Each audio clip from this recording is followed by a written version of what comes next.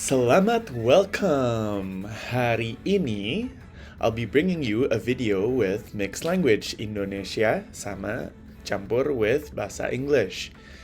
Today, aku mau bahas 10 alasan why kamu harus play Flesh and Blood. Jadi, I've been playing Flesh and Blood udah berapa tahun ya? Give or take, intensifnya 1 year ke belakang. Tapi I had a hiatus di tengah-tengah saat I was playing other games. But Flesh and Blood has really taken my heart dan aku udah jatuh cinta banget sama game ini. Jadi, aku bikin video ini supaya all of you can know how great of a game Flesh and Blood is and entice you to play and join me on the journey that is Flesh and Blood. So, let's get right down into it. I'm Mas Bule Mayan, and here's 10 reasons why you need to play Flesh and Blood. Reason number 1. It's the organized play. Apa sih organized play? Jadi, organized play itu dimana permainan kartu ini, trading card game ini, nggak cuma dikoleksi, nggak cuma diliatin, you don't just play with your friends at home, which you can do, and it's fine to do, but organized play untuk orang-orang yang punya jiwa competitive like me, itu tuh a great outlet dan a great organized play atau format turnamen yang terstruktur dan berjenjang itu sangat-sangat penting. Kenapa sih? Kenapa turnamen berjenjang penting? Because people want to have something to strive for. You want to be the best. You want to be known as a good player. And lo gimana caranya mau dikenal kalau nggak ada turnamen atau ajang di mana lo bisa mempertunjukkan skill lo dalam playing Flesh and Blood. Nah, thankfully, Legend Story Studios, pembuat dari si game ini, sudah memikirkan organized play system yang very robust, yang sangat kokoh, yang sangat jelas path-nya untuk kamu mulai dari beginner sampai all the way kamu bisa jadi full-time TCG player. Kamu dedicate your time, your passion, all your energy ke Flesh and Blood dan kamu akan rewarded, kamu akan mendapatkan payoff dari situ. Kayak gimana sih organized play-nya? Coba kita lihat. Oke, pertama, sempat ada discussion between TCG cuan sama TCG nggak cuan, TCG bocuan gitu. And Flesh and Blood was nominated as one of the TCG bocuan. Because, yeah, the box prices, we follow like US or like Western country prices. And the contents before this current set, sebelum set yang paling sekarang tuh sering dibilang rungkat, habis brewek bocu gitu, nggak cuan. Dan turnamennya itu dari breweknya. Dari turnamennya juga nggak ada weekly tournament yang top 8 aja hadiahnya 1 juta. Ya memang nggak ada karena menurut aku it's not supposed to be that easy. It's not supposed to be that easy to make that amount of money. Jadi kalau if your focus is to maximize cuan and you wanna work on your weekends as well, and you enjoy the game, go ahead. You can play that game. But Flesh and Blood juga punya pro play system yang reward up to $1.5 million dan price-nya nggak cuma lock dalam bentuk kartu yang you have to put in the effort untuk ngejual ke orang lain, tapi juga banyak turnamen yang hadiahnya ya sudah cash price langsung ditransfer aja. You don't need to pusing-pusing about it. So, ini $1,500 tersebar ya throughout all the important events. Tapi ini hanya menghitung cash price-nya. Walaupun kita dikasih cash price, kita juga dikasih kartu. Jadi, you don't need to worry kalau agak kecil ya value-nya kalau dibanding sama TCG sebelah yang cuan. Ya, ini just calculating the uangnya doang, belum gold foils, PTIs. Apa tuh gold foil? Apa tuh PTI? We'll get Apa tuh gold foil? Apa tuh PTI? We'll discuss that further after gue ngebahas struktur organized play system yang dimiliki si Legend Story Studios ini.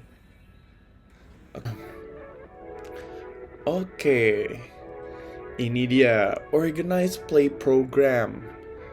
Ada 4 tier yang terdisplay di sini dari ada tier 1, tier 2, tier 3, dan tier 4. Apa sih tier-tier ini? Jadi si LSS ngebikin si Flesh and Blood ini jenjangnya udah jelas.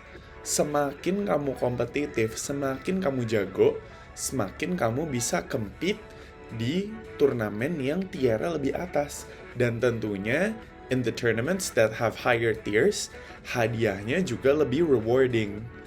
Tapi it doesn't mean kamu play di tier bawah tuh nggak ada rewardnya. Tetap ada very interesting promos, foils yang eksklusif hanya bisa didapat dari event-event yang tier 1 or tier 2.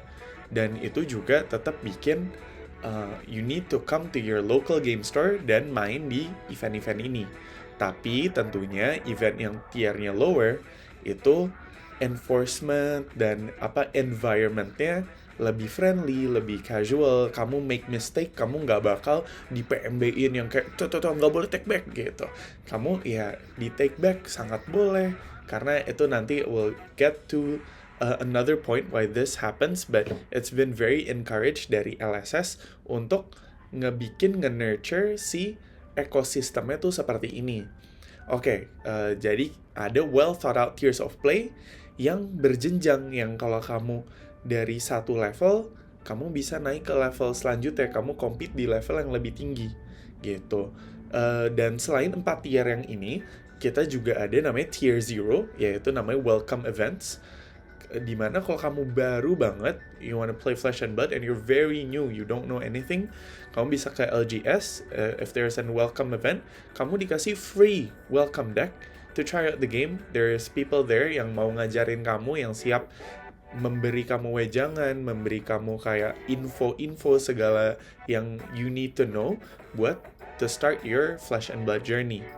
Terus, for sure, yang paling penting adalah the more players you have locally, jadi makin banyak player yang ada di daerah local game store kamu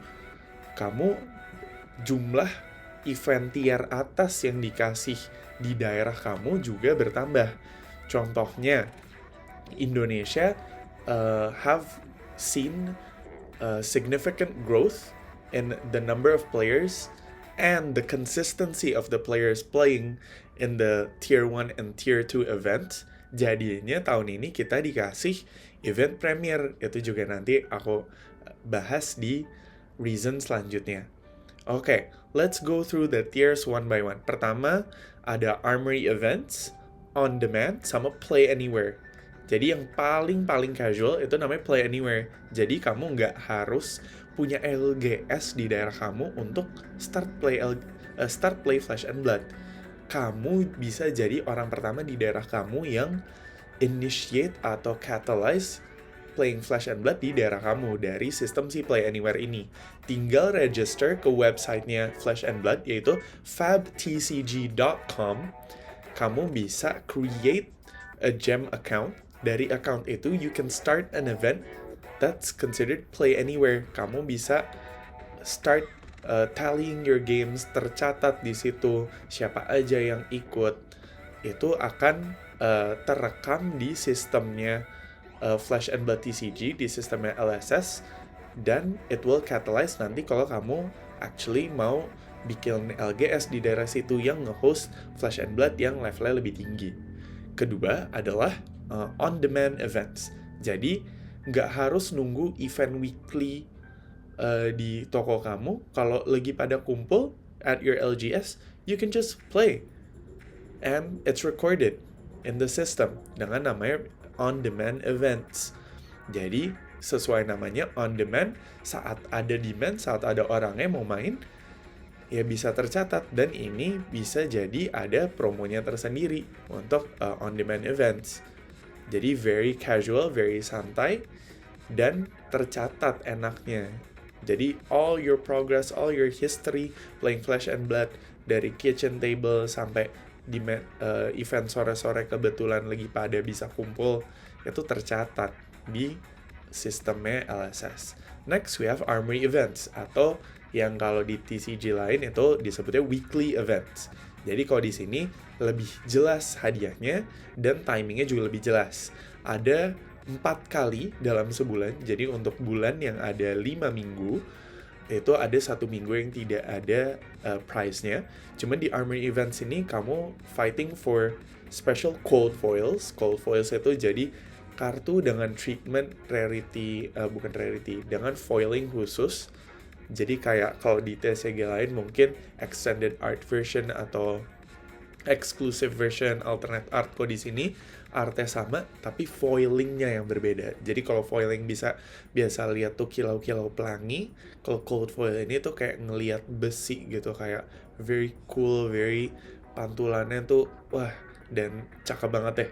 Itu eksklusif ada di Flesh and Blood TCG, dan cara untuk dapat beberapa cold foils terutama yang relevan dengan hero-hero, biasanya kalau set baru hero itu punya weapon, nah weaponnya biasa ditaruh di Armory Events ini, cold foil versionnya.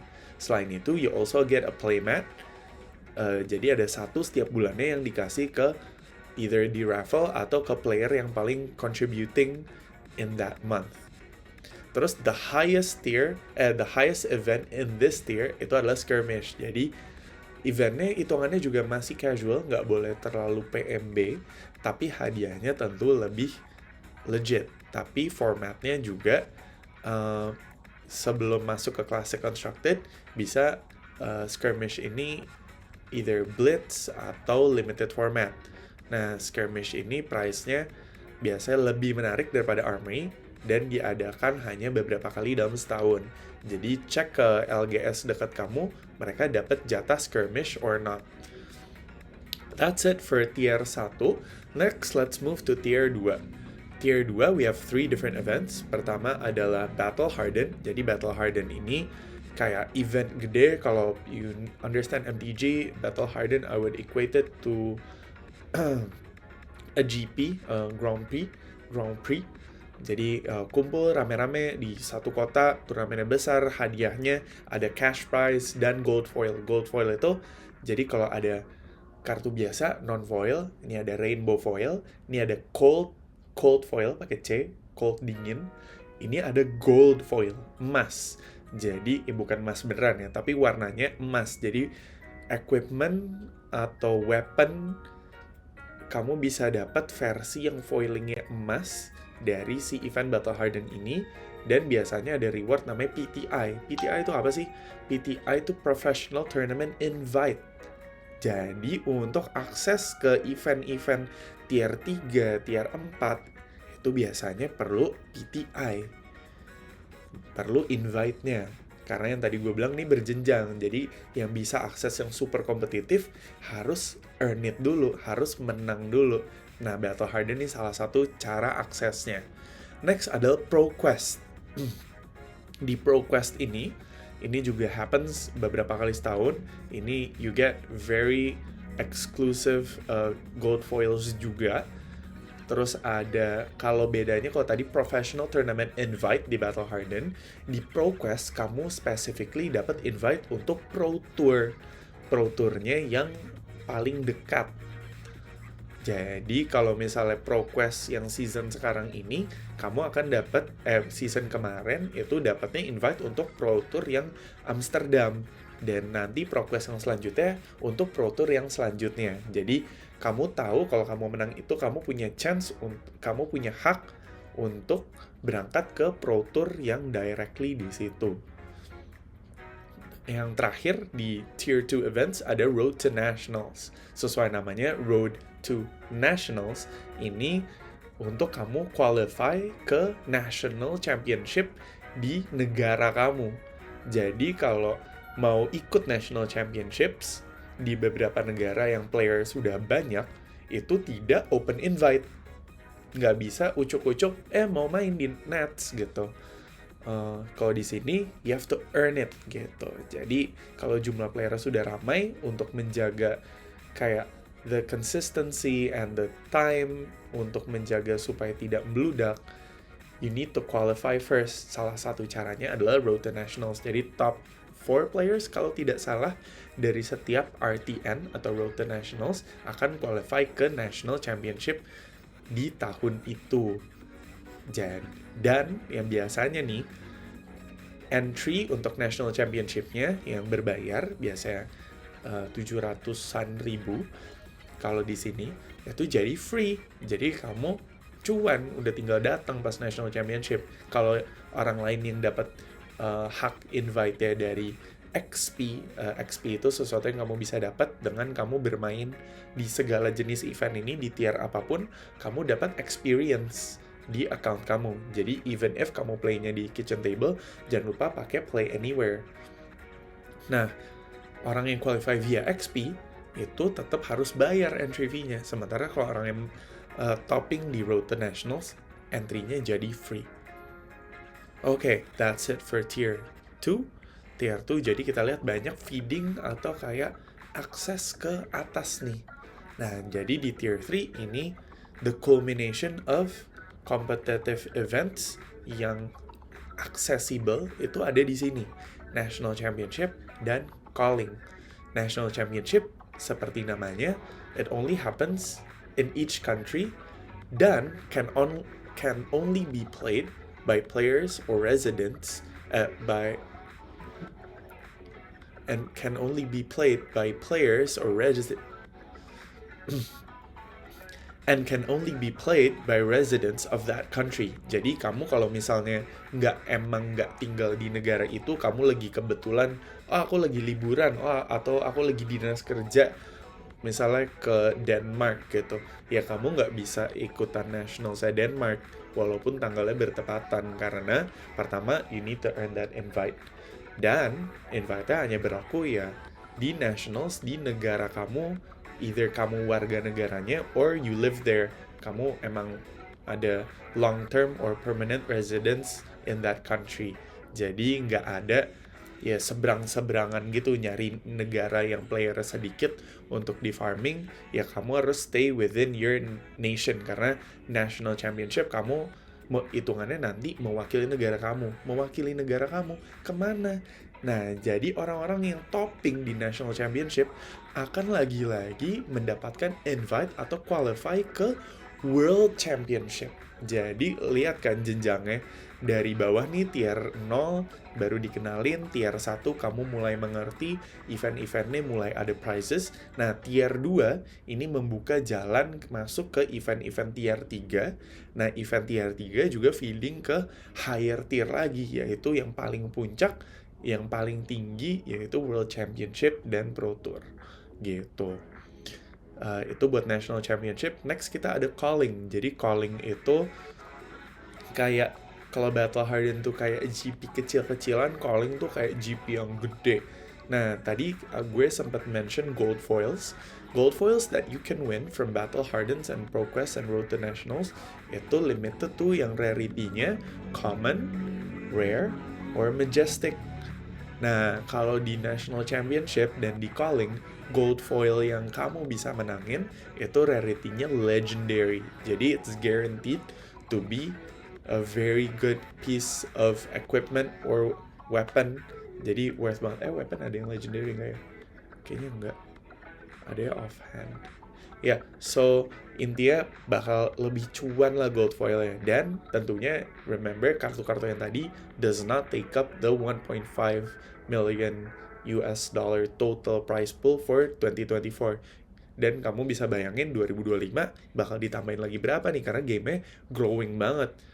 Nggak cuma di Western countries, tapi di Southeast Asia juga. In Singapore, especially Philippines, itu lagi growing gila-gilaan. Okay, that's it for Tier 3. Jadi Calling tuh seru banget, kompetitif banget, dan hadiahnya juga cuan banget. Dan kalau di Calling biasanya side eventnya Battle Harden. Jadi kamu datang ke satu event, kalau kamu rungkat di day 1-nya, orang lain yang progress ke day 2 untuk mengejar top 8, kamu udah rungkat di day 1, day 2 kamu bisa battle lagi di Battle Harden. Jadi event-event yang kayak gini tuh selalu seru-seru. Kayak National Championship, side eventnya tuh Pro Quest. Jadi kayak makin tinggi eventnya, even side eventnya aja tuh high tier events gitu. Lastly, untuk tier 4, the culmination, the pinnacle, the puncak of ya pembuktian kamu player paling jago, yaitu ada dua, World Championship sama Pro Tour. World Championship, ya kamu membuktikan kamu paling jago sedunia, and it only happens once a year. Sementara Pro Tour diadakan like 2 to 4 times a year. Jadi biasanya bertepatan dengan rilis nggak lama dari rilis set baru. Jadi from release of a newer set, itu kamu langsung ngebuktiin tuh di Pro Tour. Nah contohnya di Part the Misfail, nggak lama, next month kita ada Pro Tour Amsterdam. Jadi who can master the newest meta, the new heroes, or how to beat the new heroes di meta Part the Misfail ini nanti akan ditunjukkan oleh the best players di Pro Tour Amsterdam. Nah, hadiahnya juga tentunya lebih gacor lagi. Kalau di calling, kamu dapatnya envelope isinya random gold foil yang legendary. Kalau nationals itu random. Kalau calling itu udah guaranteed satu yang udah dipilih sama mereka yang bagus-bagus. Kalau sekarang tuh Balance of Justice itu wah keren banget, equipmentnya dan jago banget, kepake di mana-mana. Nah kalau Pro Tour tuh lebih gila lagi hadiahnya, dan World Championship tahun lalu kalau nggak salah bahkan side event tuh ada yang hadiahnya patung Prism. Nanti I'll put the picture here or somewhere soon later in the video. Itu keren banget sih dan cuma bisa didapat di situ. Jadi pembuktiannya kamu paling jago di LGS kamu paling jago di area kamu atau provinsi kamu paling jago di negara kamu di tier 3, dan kamu paling jago di suatu belahan dunia atau di dunia di Pro Tour atau World Championship. Itu kenapa menurut gue, udah panjang banget ya discussionnya, baru organized play doang. Masih ada 9 reasons lagi why you need to play Flesh and Blood. Tapi hopefully kalian udah ngerti how the progression system is made very beautifully oleh LSS, dan jenjangnya enak. Orang yang masih newbie, masih casual, masih bingung, kalian main di weekly, harusnya nggak ada yang PMB nggak jelas gitu. Malah banyak kan orang mau ngajarin, mau jelasin, mau pinjemin kartu kalau misalnya kamu belum lengkap. Tapi kalau udah yang kompetitif, ya you need to play very clean, you don't make many mistakes, siap manggil judge, udah ada protokolnya segala macam tuh, udah keren banget. Tuh lagi, kenapa Flesh and Blood competitive play atau organized play itu keren banget. Lihat ini dari live stream National Championship di US, kayak cakep banget, kayak ada dadu gede buat nandain power serangannya berapa, ada face cam, ada hand cam. Jadi kalau sering kan cuma lihat face cam doang, kamu nggak tahu handnya apa, kamu nggak bisa kayak speculate kayak kalau gue jadi dia gue mainnya ABCD gitu. Ini ada hand camnya, ada face camnya, di bawahnya hand cam ada card reader. Jadi kalau misalnya agak jauh nggak kelihatan nih, atau gue masih baru dari gambar sekecil itu gue nggak tahu itu kartu apa, ada kartu readernya. Kalau di sini kelihatan tuh itu Blade Runner tuh baru dimainin, jadi lebih kelihatan teksnya. Ada timernya, sisa berapa menit lagi in the round, atau kalau untuk top 8 yang untimed itu udah berjalan selama berapa menit. Terus kalau sudah selesai live coverage-nya itu di-upload ke YouTube. Itu ada, kalau lihat di bar merahnya ada garis-garis potongannya, si shout out to Mansant yang selalu rajin naruh si timestamp ini. Jadi lo bisa lihat contohnya di sini round 13 CC itu Classic Constructed, Reese pakai Boltin versus Magen Bay pakai Kano. Jadi kalau kamu main hero tertentu, kamu cuma pengen gue pengen nonton match yang ada hero A atau B atau C gitu. Jadi kamu bisa skip di timestamp yang kamu mau atau kamu butuh. Terus next kita ada casters juga, not only insightful but also fun untuk ngedengerin in the moments mereka bikin playernya lagi agonizing over pilihan-pilihan sulit di turn mereka. Terus selain ini mainstreamnya, kadang kan game ada yang kayak waduh, lagi high roll banget, musuhnya low roll, kebantai, selesainya agak cepat. Mereka juga ada stream backup matchnya. Jadi kalau meja ini selesai, mungkin selesai cepat, di kanannya biasanya ada round 13 juga, dalam kurung backup match. Itu buat organized play.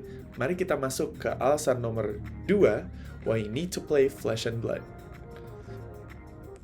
Flesh and Blood itu punya very strong RPG atau role-playing game vibes. Apa tuh role-playing game tuh, dimana kamu playing as atau embodying a certain type or archetype of character. Jadi contohnya kalau di game RPG biasanya tuh ada healer, ada mage yang pakai sihir-sihir, ada yang warrior yang kamu maju ke depan tebas-tebas, ada kayak yang tanky gitu, yang kayak gue defense gitu, bisa nahan TB-in gitu. Ada juga ya archer atau ranger yang nembak dari jauh. Jadi gameplaynya, flavornya, kartu-kartunya tuh didesain sedemikian rupa so that you very feel whenever you pick a class or you play a class, you really feel itu kayak cocok banget nih, ini vibe-nya gini banget, vibe-nya tuh sesuai. Contohnya kalau ninja, kan ninja tuh kebayangnya tuh fast, sneaky, damage-nya nggak sakit tapi deadly gitu. Jadi serangannya kayak cepat bertubi-tubi, ta gitu kan ninja, kayak terus bisa menghindar. Nah, itu tuh ninja banget. Jadi kartu-kartu ninja juga menggambarkan itu, serangannya kecil-kecil tapi annoying gitu, kayak apa sih gitu, dan bertubi-tubi. Sementara kalau Guardian nggak ada kan, Guardian mainnya Guardian tuh pasti kayak sekali hantem tapi pulang ke negara lu gitu, sekali digebuk sama Guardian. Yang selain itu, sebelum mereka nge-charge, mereka biasanya defend dulu gitu, kuat, dipukulin, armornya tebal, jadi sesuai banget. Nah, contohnya dengan RPG vibes ini, tentunya ada something for everyone. Mau kamu tipe yang weapon wieldy, yaitu contoh warriors, tanky defensive di Guardians, all out aggressive seperti Brute yang kayak kartu gue nggak bisa ngeblok tapi kalau mukul sakit gitu, atau Big Bonk itu juga Brutes, Death by 1,000 Cuts itu ninjas yang weaponnya aja serangannya cuma 1 tapi resource costnya cuma 1 dan go again, jadi pukul 1 terus pukul 1 terus pukul 2 terus pukul 3 terus pukul 1. Nah, itu ninja banget tuh. Terus buat Legolas cosplayers di Flesh and Blood ada ranger, jadi kamu pakai bow, kamu load, kayak kalau pakai bow kan kamu nggak langsung nembak gitu, nggak langsung, kalau pistol kan duar gitu. Kalau ranger kan kamu harus panahnya dikeluarin dulu, diginiin, baru bisa ditembak kan. Nah, itu feel-nya dapet di Flesh and Blood karena kartu arrow kamu nggak bisa langsung mainin dari tangan, kamu harus taruh ke arsenal dulu pakai bow kamu, terus baru bisa ditembakin. Jadi kamu dapet vibe-nya tuh kayak narik dulu, terus baru piu gitu. Terus arrow-nya tuh ada annoying-nya, kayak biasa sering lihat kan kalau arrow-nya dicelupin dulu nih ke racun baru ditembakin. Nah, ada tuh vibe kayak gitunya.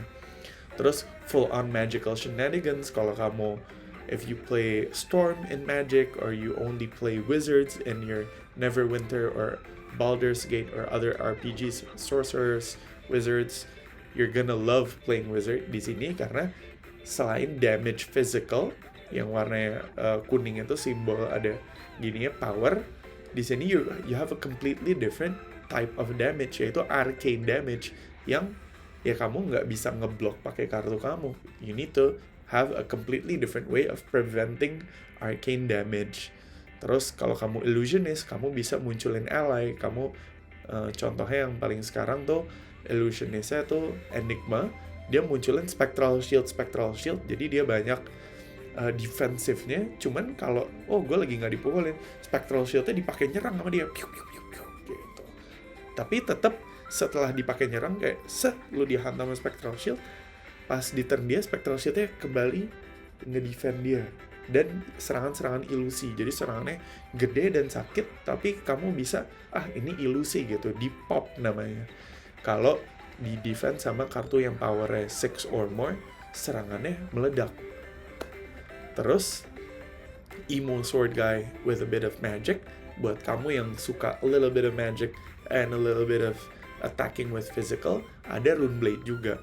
Dan many other classes, dan selain kelas-kelas ini, ada juga namanya talent. Nah, talent ini memberikan flavor tersendiri terhadap kelas-kelas yang udah ada. Jadi ada illusionist aja, ada draconic illusionist, jadi ilusi yang dimuncul tuh naga. Ada light illusionist, di mana ilusi yang dimunculin tuh angel. Terus ada ninja biasa, ada mystic ninja, jadi dia pakai kekuatan biru-biru mistis, harus transcend dulu. Ada draconic ninja yang bener-bener merah, red deck wins, aggro, gitu. Jadi both the class and the talents tuh memberikan the RPG vibe itu sangat kental. Dan yang ikoniknya adalah every hero that's printed in Flesh and Blood has their own iconic weapon. Jadi iconic weapon ini special di print selalu berbarengan dengan hero tersebut. Jadi they're meant to play together. Walaupun kamu bisa pakai hero, pakai weapon yang lain yang di print baik dalam booster maupun weapon lain yang sebenarnya asalnya dari hero lain yang kelasnya sama yang kamu bisa pakai. Tapi ada vibe tersendiri saat kamu pakai weapon yang meant to be buat si hero ini. Flavornya tuh dapat banget. That's it for reason number 2 kenapa kamu harus main Flesh and Blood. Ayo kita masuk ke reason number 3. Ini 3. Oke, beautiful rotation system. Jadi ini udah jadi debat lama di dunia TCG. Ada yang suka nggak ada rotasi, ban-ban aja. Ada yang suka rotasi, jadi metanya tuh hitungannya fresh terus. Menurut gue, Flesh and Blood really nails it on the head dengan si rotation system ini. Dimana rotationnya nggak a whole pool of cards yang hilang, tapi namanya Living Legend System. What's a Living Legend System? Nah, jadi like I said before, every hero has their signature weapon. Nah, itu tuh sepaket. Jadi hero and their signature weapon. Setiap kali you win an event, yang tadi sesuai jenjangnya, World Championship, Pro Tour, Skirmish. Nah, event yang rated ini, kamu hero-nya, kalau kamu menang pakai hero itu, juara 1 di event itu dengan hero itu, hero-nya dapat poin. Saat hero-nya sudah mengumpulkan sejumlah poin, kalau adult heroes di kelas constructed itu perlunya 1000 living legend points, dan untuk young heroes yang dipakai di Blitz atau the Ultimate Pit Fight, itu 500 living legend points. Saat sudah terkumpul living legend points-nya, ya hero-nya menjadi living legend dan tidak lagi bisa dipakai beserta signature weapon-nya. Tapi kartu-kartunya itu masih, selain kartu specialization-nya, itu masih bisa dipakai. Contohnya di sini kita udah lihat nih ada hero-hero yang udah living legend, contohnya Lexi. Nah, Lexi ini Elemental Ranger. Dia dan signature weapon-nya si Voltaire itu udah living legend, gak bisa dipakai. Tapi kartu-kartu Ranger, panah-panahnya, segala kartu elemental-elementalnya itu nggak ikut hilang. Jadi kalau sekarang hero Ranger Azalea ya masih bisa pakai segala kartu si Ranger-Ranger ini. Dan hero-hero yang elemental sekarang lagi nggak ada sih, tapi next set ada elemental, itu nanti bisa dipakai lagi sama hero elemental yang baru. Jadi nggak ikut hilang bersama hero-nya. Dan kartu yang tulisannya specialization cuma bisa dipakai oleh hero bernama ini. Jangan khawatir, itu nggak hilang juga. Karena mereka udah proven time and time again mereka ngeprint hero with the same name. Contohnya Bravo di sini, Bravo Star of the Show, kita masih punya Bravo yang lain, Bravo yang original. Terus Prism udah rotate, Prism yang lama, sekarang kita juga udah punya prism yang baru. Jadi specialization dari si hero tersebut bisa dipakai lagi saat hero-nya di print dengan vibe baru selama namanya sama gitu. Jadi kenapa lo pengen menang? Kenapa kalau gitu nggak nahan-nahan aja pakai hero yang lain aja kalau suka? Nah, kalau kamu menyumbang point towards the living legend points untuk hero tersebut, ada namanya Roll of Honor, di mana kamu bisa lihat it's forever etched di website Fab TCG. Kalau kamu buka, kamu pernah nyumbang point for that hero, your name will be displayed on the list of orang-orang yang menyumbangkan poin, yang membikin hero itu ascend to become a living legend. Jadi gila sih, keren banget sih. Jadi kalau kamu emang cinta sama satu hero, pasti kamu berusaha mati-matian untuk mengukirkan nama lo di sejarah hero tersebut. Keren banget Flesh and Blood. Wah, gila, fanboying banget gue. Next up is reason number 4. Every card can be played one way or another. Gimana tuh maksudnya? Jadi semua kartu yang kalian draw di Flesh and Blood tuh bisa dipakai. Ya iyalah bisa dipakai. Terus beda sama TCG lain gimana? Bedanya, kadang contohnya di Magic the Gathering gitu. Kalian punya tangannya kartu yang cost 4, cost 5, cost 6, dan 2 land gitu. Ya kalian tangannya unplayable karena di turn 1, 2, 3, 4 kalian nggak bisa ngapa-ngapain. Kartu yang cost 5 ke atas unplayable gitu di opening hand. Terus another contoh, kalian tangannya land semua. Ya tiap turn kalian bisa play satu land, tapi sisanya setelah kalian main satu land yang lain stuck gitu. Atau kebalikannya semuanya spell, nggak ada land, ya kalian nggak ada resource untuk mainin kartunya. Terus another contoh, One Piece TCG. Kalian punya kartu yang nggak ada guard value-nya, nggak bisa buat nahan gitu, kartu quote-unquote bolong namanya. Ya kartunya ya cuma bisa dimainin kalau itu kartu cost gede, saat down kalian masih sedikit, nggak bisa dipakai. Nah, indahnya di Flesh and Blood ini, masalah-masalah kayak gitu tuh sangat minim, karena most of the time, untuk most cases, semua kartu bisa dimainin. Kenapa? Karena semua kartu ada cost-nya, ada power atau efeknya kalau dimainin, sama juga bisa digunakan sebagai resource. Jadi, terus ada bedanya, satu kartu bisa ada 2 jenis. Kayak contohnya di ini kita bisa lihat ada Soulbeat Strike biru dan Soulbeat Strike merah. Yang Soulbeat Strike biru ngasilin resource-nya lebih banyak, tapi mukulnya lebih geli.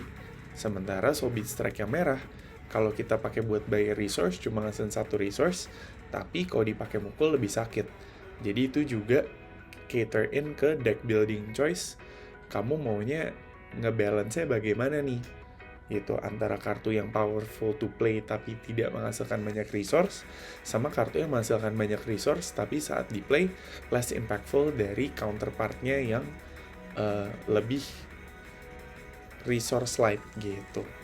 Jadi kalau kita lihat breakdown kartu, ada pitch atau resource value-nya, ada cost untuk maininnya. Kalau contohnya Soulbeat Strike ini costnya 0, tapi banyak kartu yang kalau dimainin kalian harus pakai kartu lain untuk membayar resource cost-nya. Terus di text box-nya di bawah art itu ada card effect. Kalau kartunya memiliki efek, ada serangan yang vanilla, ada yang bukan serangan, non-attack action, tapi hanya ya rely ke efeknya aja. Kalau serangan dia ada attack power-nya. Terus yang indahnya selain dia bisa di pitch atau dimainin, dia juga bisa digunakan untuk ngeblock. Kalau di sini ada block value-nya 3. Jadi kalau di sini kan Flesh and Blood pukul-pukulan. Jadi when your opponent attacks you, you can choose kayak, oh this card nggak kepake next turn, di next turn gue pakai buat block aja gitu. Jadi hampir nggak ada situasi di mana satu kartu itu bakal nyangkut di tangan atau useless, karena kalau kamu ada action point-nya ya kamu bisa mainin, atau kalau kamu ada kartu lain kamu pengen mainin dan itu ada cost-nya, kamu bisa gunakan kartu ini untuk membayar kartu yang satunya, atau saat kamu udah tahu turn kamu pengen play kartu A, membayarnya dengan kartu B, berarti kamu ada 2 kartu sisa, itu saat musuh kamu nyerang kamu, karena ya musuhnya kan juga bakal interact with you kan, nggak bakal bengong doang. Saat musuhnya nyerang, kamu bisa pakai 2 kartu itu untuk ngeblok, mengurangi damage yang masuk ke kamu. So, it's very simple, karena kartunya, again, bisa di-play, bisa di-pitch, atau digunakan sebagai resource, atau digunakan sebagai block. Itu the 3 main aspects of a Flesh and Blood card. That's the main beauty of Flesh and Blood, karena kamu jarang sekali akan menemukan situasi where you can't play out your hand gitu, dan kamu kayak, oh gue kalah karena hand gue break atau hand gue stuck. Pasti ada cara untuk menggunakan atau memanfaatkan kartu-kartu yang ada di tangan kamu, even though mungkin nggak maximum value, nggak maksimal banget, tapi at least terpakai, nggak bener-bener useless atau nyangkut gitu. Next up, ini relate to my previous comment about the tiers of events. Ini adalah the ultra positive and welcoming community. Jadi beda banget menurut gue sama TCG lain, mungkin yang lebih mainstream, yang very popular, yang pemainnya di Indonesia udah lebih dari 200, 300, 500 players. Tentunya dengan jumlah orang yang lebih banyak, jumlah orang-orang yang unsavory-nya juga pasti bermunculan atau ada gitu. As for now, Flesh and Blood community-nya not very large and very very positive and welcoming gitu. Jadi kalau kamu player baru, kamu pasti ngerasa kayak, gila nih orang-orang kenapa kok baik banget sama gue dikasih playmat, gue diajarin, gue mau beli kartu dibantu cariin gitu. They go out of their way to make you feel at home, karena gue ngerasa orang-orang yang udah main Flesh and Blood pengen orang lain bisa ngerasain juga serunya main Flesh and Blood gitu. Jadi the ultra positive and welcoming community ini lo bisa temuin di segala LGS dan event-event yang ngebawa si Flesh and Blood ini. Next up is interactive gameplay. Jadi ini sebenarnya udah mulai banyak TCG yang lebih interaktif compared to the olden times, dimana mainnya quite one-sided where you can't do anything, kayak cuma bisa berserah saat musuh lo melakukan combo atau saat musuh lo kayak doing their thing, you can't do anything. Di Flesh and Blood kayak it demands perhatian kamu every second, karena saat kamu menyerang ya kamu kan itu turn kamu, ya tentunya kamu punya fokus kamu di situ. But during your opponent's turn, when they're attacking you, you still have to make decisions, karena ya kamu mau ngeblok atau enggak. Kalau mau ngeblok pakai kartu yang mana? Atau saat musuh lagi ngapain, kamu apakah mau instant di situ? Gitu. Jadi even deck yang nggak punya instant pun, ya kamu harus sequencing block pakai tangan atau block pakai armor, atau kamu ada activated ability atau triggered ability saat kamu melakukan sesuatu. Itu perlu diperhatikan. Jadi gameplaynya tuh it really sucks you in, it draws you in. Jadi kamu nggak pernah ngerasa aduh bosen atau kayak kapan deh turn gue lagi gitu, karena bener-bener ya kamu main on both turns gitu, when both on attacks and on defense gitu. Every decision matters. Dan karena Flesh and Blood itu ngedrawnya bukan 1 di awal turn, tapi 4 di akhir turn sendiri. Jadi kamu kan draw 4 nih, kamu draw di end turn sendiri. Kartu yang kamu gunakan ngeblok di turn musuh, misalnya blok pakai 2 kartu, berarti di turn kamu untuk mukul musuh kamu tinggal punya 2 kartu.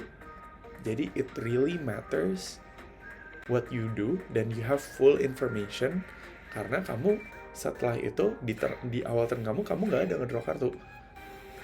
You're stuck with the 2 cards that you're left with yang kamu nggak pakai block. kalau kamu pengen setup gitu, ada namanya Arsenal, ya kamu bisa taruh kartu di Arsenal kamu, jadi you have an extra card that you can play tapi nggak bisa di pitch, dan kamu draw 4, terus kamu pengen mukul musuh kamu sekencang-kencangnya, berarti during their turn kamu have to make the active decision, every attack that they send kamu nggak block, dan kamu leaking life gitu, tapi on your turn you can send a powerful attack back.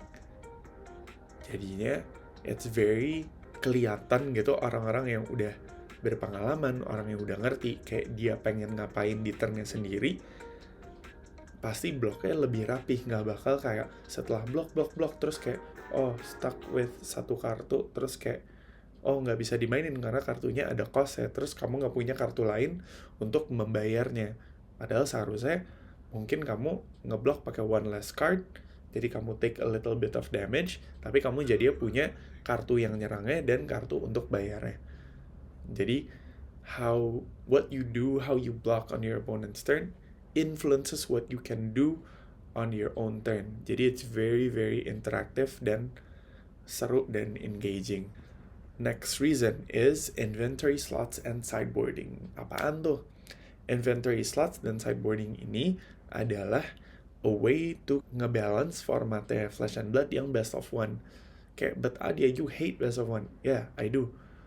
Kenapa gue benci best of one? Karena biasanya you're stuck with a deck dan nggak bisa diganti-ganti.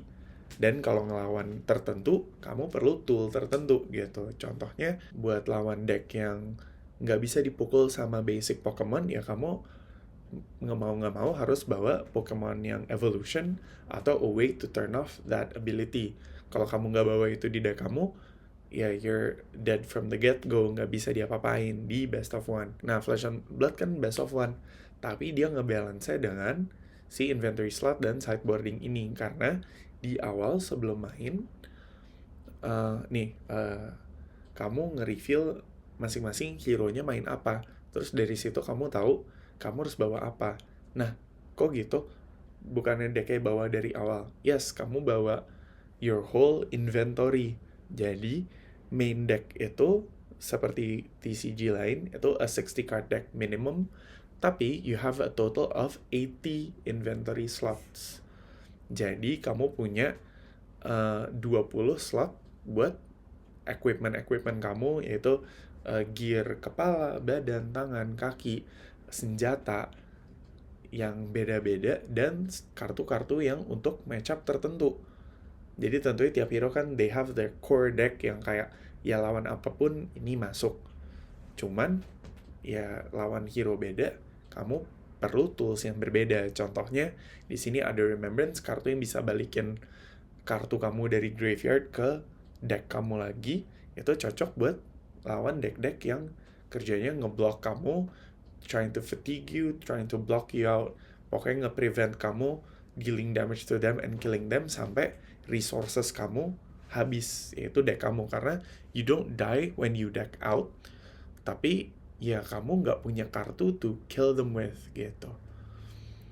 Terus kedua, contohnya ya hero wizard, mereka nggak nyerang kamu, they don't attack you with the power attacks gitu. They use arcane damage, dan arcane damage perlu tool spesifik untuk ngehandle-nya, yaitu contohnya arcane barrier atau spell void yang menangkal si arcane damage tersebut. Kalau kamu nggak ada si sideboarding ini, ya wizards would be everywhere, atau semua orang bawa arcane barrier dari awal, terus tapi ternyata lawannya ternyata bukan wizard, jadinya equipnya nggak guna. Nah, di sini since you reveal your hero and then dan tentuin first second-nya, baru kamu nentuin kartu apa yang mau kamu bawa, equipment apa yang kamu mau bawa. Jadi contohnya kalau si ini No Rune Boots, dia piece of equipment, dia nggak masuk ke dalam deck-nya per se, tapi dia stay di field kamu sebagai equipment piece kaki gitu. Jadi it's really really interesting how they can make a game yang best of one ini sangat berasa balance, dan kamu selalu punya tools yang kamu butuhkan untuk segala matchup. gitu. Jadi if you respect a certain matchup, kamu bawa kartunya di inventory kamu saat di awal reveal hero, ya udah, you start the game with that in your deck karena kamu bisa memilih kartu apa yang masuk, dan 60 kartu itu minimum. Jadi contohnya versing the fatigue atau blocking deck, kalau kamu tahu oh ini hero-nya biasanya nge-fatigue atau block nih, ya kamu masukin aja semua kartunya gitu. Jadi there are ways to handle every matchup as long as you respect it and bring cards that are good for that matchup di your inventory slots outside of your core cards that represent your game plan. That's the beauty of inventory slots and sideboarding.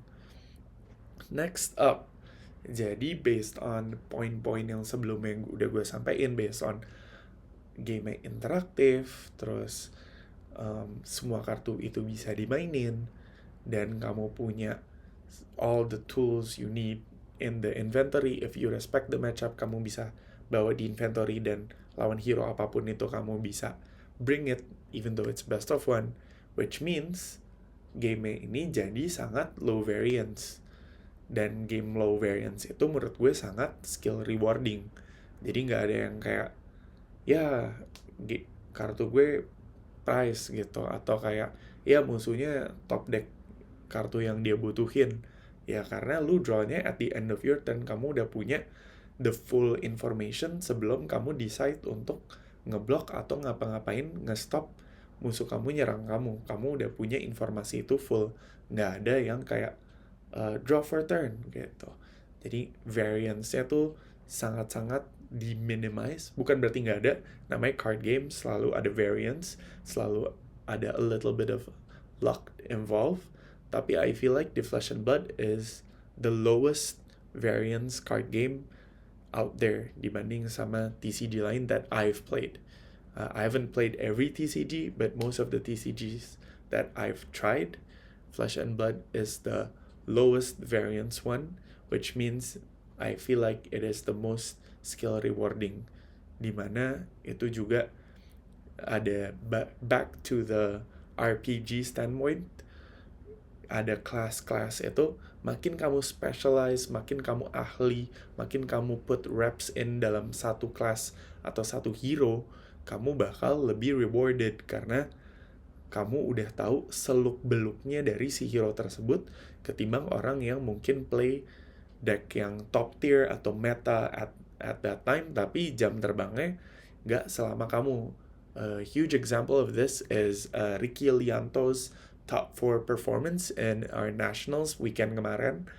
Dia dash specialist dari lahir, itu dari dulu banget dia udah main dash dan udah specialized di hero itu, kartunya udah di foilin semua karena dia sayang banget sama hero-nya, dan he got paid off karena dia bisa sampai top 4 pakai deck yang kayak cuma dia doang yang main. Oh, ada 1 or 2 other players gitu yang pakai dash, tapi it's a very underrepresented hero. Orang banyak bilang oh nggak meta gitu karena metanya kan kayak Zen, Kaio, Azalea, tapi he was able to perform on dash, which is a mechanologist hero, karena jam terbangnya ada. It rewards his skill and specialization and dedication towards a class or a hero. Next up is 10 out of 10 limited formats. Jadi limited format itu apa? Limited format itu dimana kamu tidak membawa deck kamu sendiri, tapi you construct your deck dari booster packs, yaitu draft dan sealed. Jadi senior game designer buat Flesh and Blood itu adalah Brian Gottlieb. That guy is the greatest of all time. He was a professional Magic the Gathering player. Jadi dia udah tahu banget kayak format limited, kayak bener-bener fokus buat draft dan sealed itu seperti apa, dan dia membuat nge-replicate experience itu di TCG ini dan di-elevate lagi dengan aspek-aspek Flesh and Blood yang tidak dimiliki oleh MTG atau TCG lainnya. Jadi kalau TCG lain banyak yang fokusnya hanya ke constructed formatnya, tidak memperhatikan limited formatnya, di Flesh and Blood both the classic constructed or Blitz, pokoknya yang constructed formatnya yang kamu bawa deck sendiri, dan limited formatnya itu diperhatikan. Gimana caranya? Kan kartu-kartu kita tahu cuma bisa bawa, kalau hero ninja ya harus bawa kartu ninja atau generic, kamu nggak bisa bawa kartu guardian di deck ninja kamu. Gimana caranya biar limited experience-nya dengan kelas-kelas yang berbeda ini balance? Nah, dia ada generic, multi-class, atau specifically talent cards. Contohnya di part The Mistveil, tiga-tiganya itu punya talent yang sama, yaitu Mystic. Jadi kamu bisa bawa Mystic cards. Jadi terus semuanya bisa bawa generic cards. Jadi ada kartu yang bisa dipakai oleh ketiga hero gitu. Terus kedua, rarity itu udah jelas di packnya. Tiap pack udah pasti ada 2 rare or higher, jadi bisa rare atau majestic. Terus ada 11 common, 1 token, 1 foils. Itu secara rarity. Selain rarity, distribusinya juga nggak random. Jadi biasanya kan cuma 11 common, udah titik.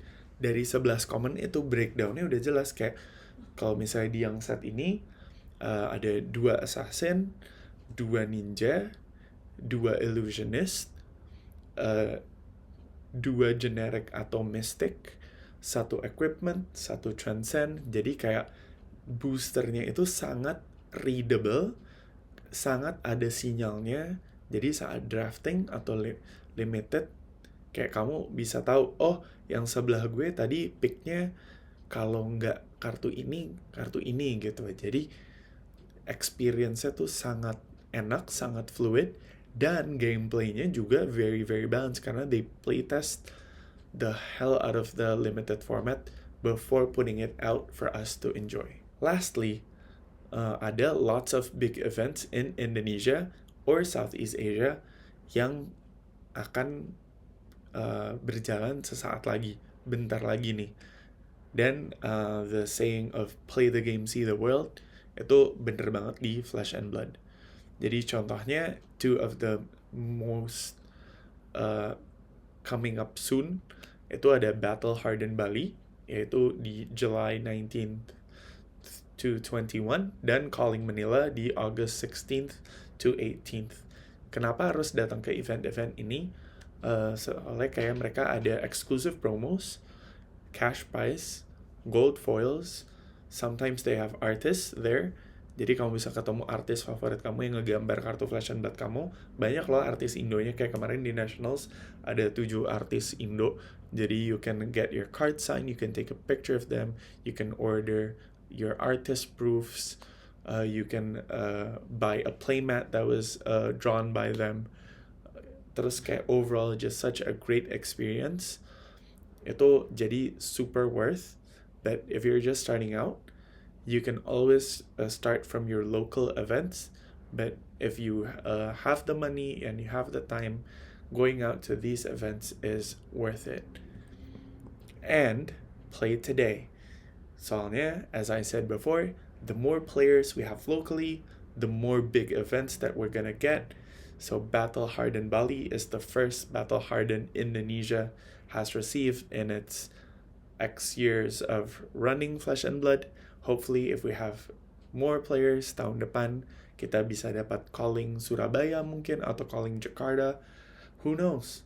So, play today. So, okay, you're finally interested, you want to play, terus mainnya di mana?